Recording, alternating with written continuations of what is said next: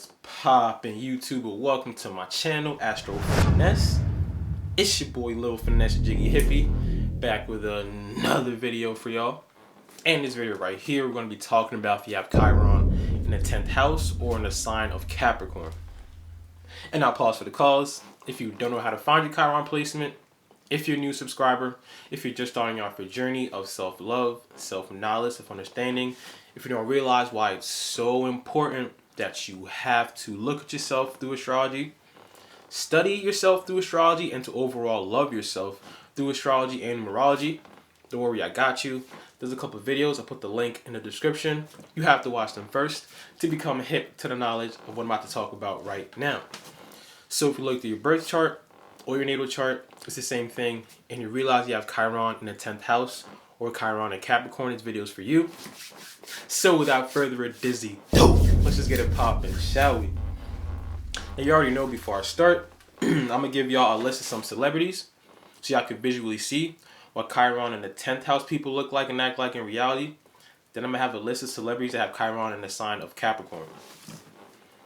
So to start, we got Angelina Jolie, Kanye West, Kylie Jenner, Drake, Billie Eilish, Nikola Tesla, Bob Marley, Tyra Banks, Zoe Saldana, and James Brown. And now these are the celebrities that have Chiron in the sign of Capricorn.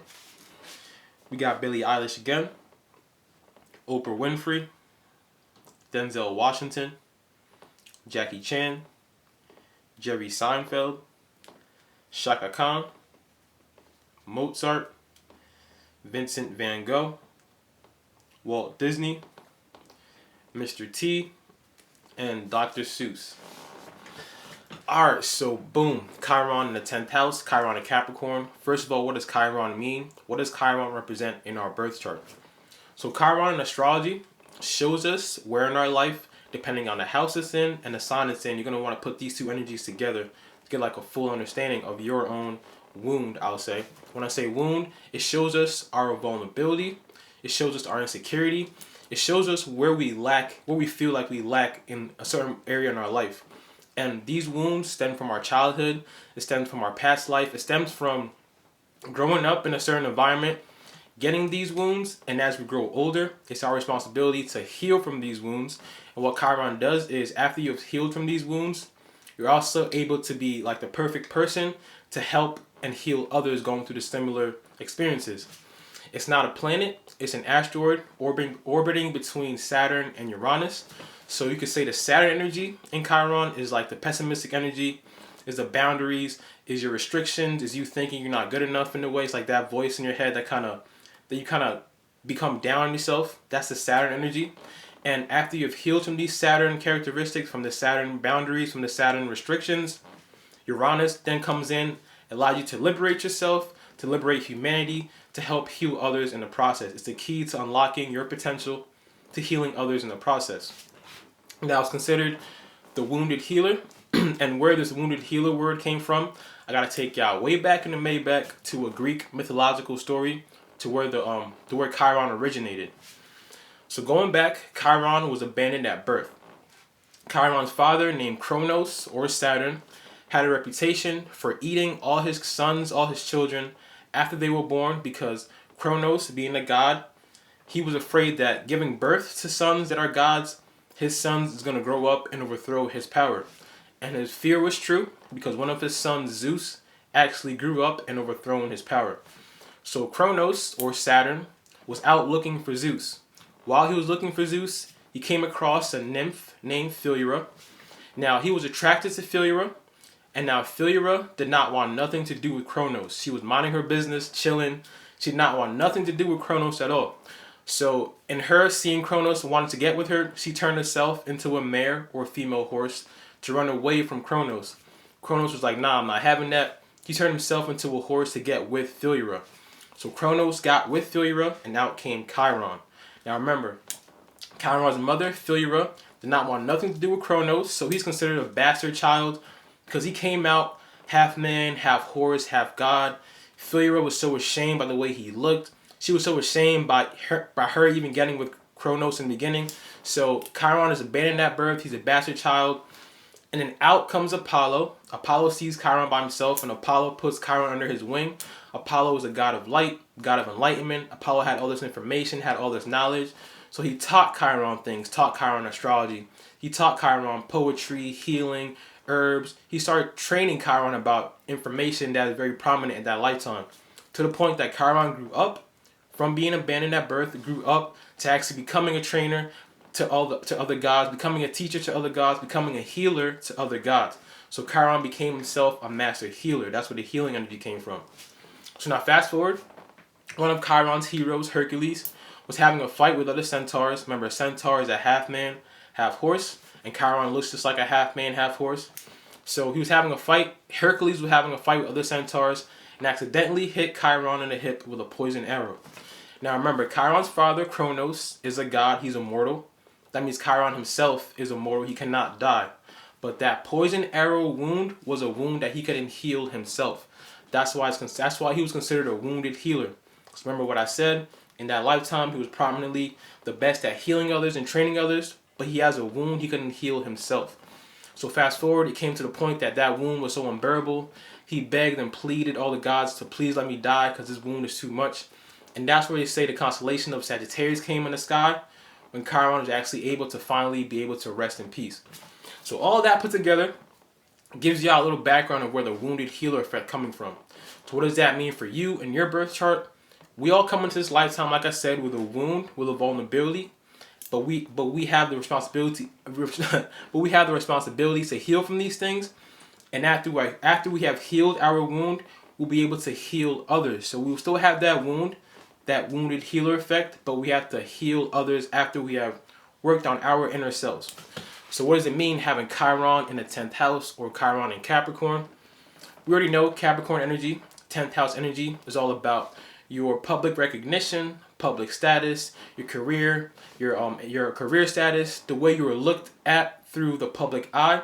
So it's like how you represent yourself to the whole world, your status in a way. So what does it mean having Chiron here, having your wound here? Now, stemming back to your childhood, you could have grew up in an environment where either your father, it's most likely the father, but if you were in a childhood where your mother was more dominant, it could play out for your mother too. But the more dominant figure in your lifetime, remember 10th house energy is all about authority. So the authoritative figure in your household, whether a mother or a father, could have put a lot of pressure on you, you could have been pressured to want to please them, to kind of make them happy, make them proud. They could have put a lot of responsibilities on you at a young age. They could have compared you to other kids your age, like look at them being so successful, look at them doing that, you're not doing this. So your wound, your vulnerability is you feeling like you're not good enough by what you do, by what your status is, what your career is, what your ambition is, what you want to do in your life. It's like growing up, you felt the need to always want to be something to make your authoritative figure happy, make your parents, make your mom or your dad happy. So them always pressuring you, pushing you, or not really giving you recognition for what you actually achieve makes you want to always like, damn, I'm not good enough. I need to achieve more. I want to get more. I want to get more because what I have is not good enough. I'm not getting recognized for it. My parents or my mom, my dad is not proud of me like they are of other people around me, or your peers or your teachers kind of put you down for what you're doing. It make you feel like your achievements at the moment is not good. You got to keep going more and more. I want to get more. I want to get more recognition. I want to keep going and keep going. So the wound is your need for recognition for what you do. Your wound is your need to be something in this lifetime, to have a sense of status in this lifetime, depending on your career choice, your work path. You just need to have a sense of status in this lifetime to feel fulfilled and to feel good about yourself. But like I said, you seeked that validation in your younger years from your authoritative figure, mother or father, from your authoritative figure. And from seeking that validation and them not giving it to you, that's your insecurity growing up. That's your vulnerability growing up. So what happens if you don't heal from these things growing up? You become to be the type person that really cares so much about your public status, your career status, your public persona, that you do things work-wise, ambition-wise, career-wise, not because you love it, not because it's what you want to do, but only because you want recognition. Like these are the type of people that you could come to work on time, do all the extra work, all the extra hours, do everything A1, and feel like I'm working so hard, like I deserve like recognition, like I want people to notice me, I want people to see what I'm doing. You could put all this energy into doing something so hard just to find out that somebody else got the employee of the month, somebody else got the recognition, somebody else got the awards that you're craving for. Remember, like I said, you seek the validation to be accepted for your status, for your persona, for your career path in a way. So not healing from these things will leave you doing things all the time for validation, and when it comes to your status, doing things all the time for just working so much, being like a workaholic big time just because you want to reach somewhere. And the danger about this, and being a workaholic is not always bad unless you have like a plan set. But the dangers about this is you could constantly put goals in front of you that's high as hell, like really high, like I want to be this. And you will find yourself working towards it, working, and never stopping, pausing, looking around like, damn, like I actually made it this far so far. I'm proud of myself. I actually made it this far. Like I'm actually okay where I'm at right now. I'm going to keep going, but I'm actually content and happy where I'm at right now. I'm proud of myself where I'm at right now. Instead of actually like, looking around and being happy where you are right now and like keep going, it's like you never stop and smell the coffee, stop and smell the roses. Like y'all never actually take a break from hitting that ambition because you feel like I'm not good enough. Even though you might have achieved something, it's like, nah, it's not good enough. I want more, or I'm not happy with the validation I'm getting. I'm not happy with how I'm being recognized. I want to keep going. So you have a need to always strive for more, putting a goal way above your head that you're always reaching for. That is kind of impossible to reach only because internally you're never validating yourself. You're always looking for the validation outside yourself. So like I said, your wound stems from validating your status, validating yourself with your career path, validating yourself is in how you're looked at society-wise.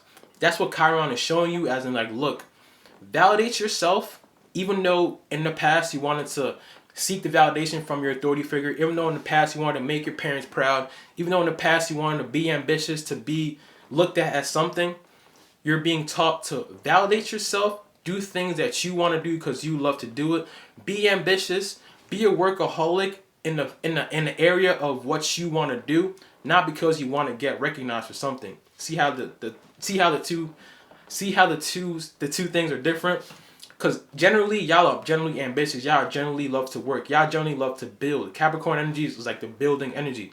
Y'all do not like feeling content, sitting there and not doing nothing with your life. You want to be able to build something. So naturally, but it could go from building something because you want to be recognized, building something because you want to make somebody proud, somebody happy, outside yourself, doing it so much that you kind of like breaking your back just to be somebody for somebody else to see you like, wow, I'm proud of you.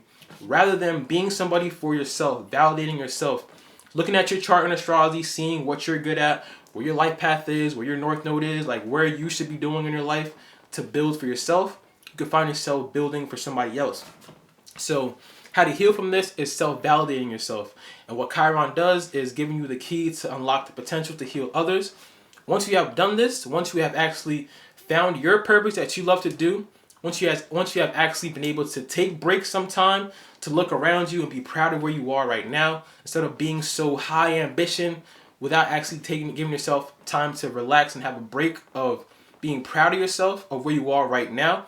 Because Capricorn energy, we already know, ruled by Saturn, moves slow. Saturn returns come every 30 years, every 28 years.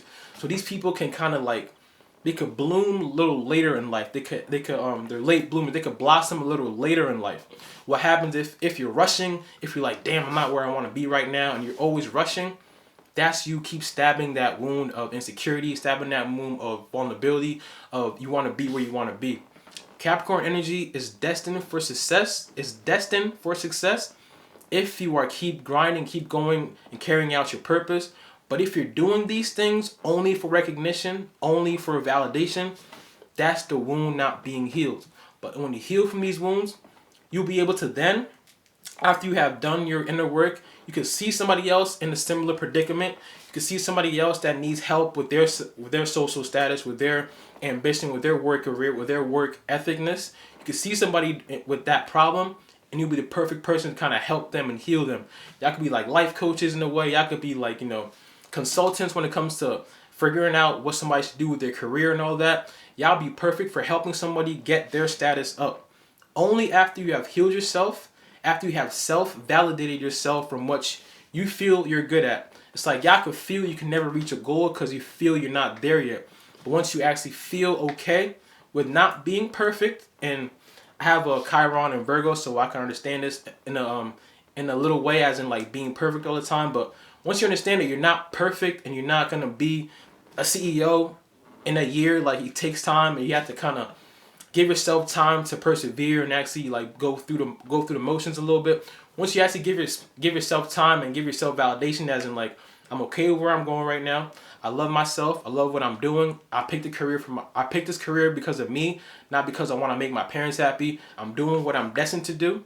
Once you have put these thoughts in your mind and you're actually like validating yourself as you're grinding, once you hit the success mark, you'll be able to then help others get there. But once you're seeking validation, being a workaholic because you want to be somebody so bad just to make somebody else happy, that's you just working yourself to the bone, working too hard, kind of working against your Chiron energy, working against that wound, making it bigger, because you're going to always be looking for the validation. You're going to always be looking for recognition.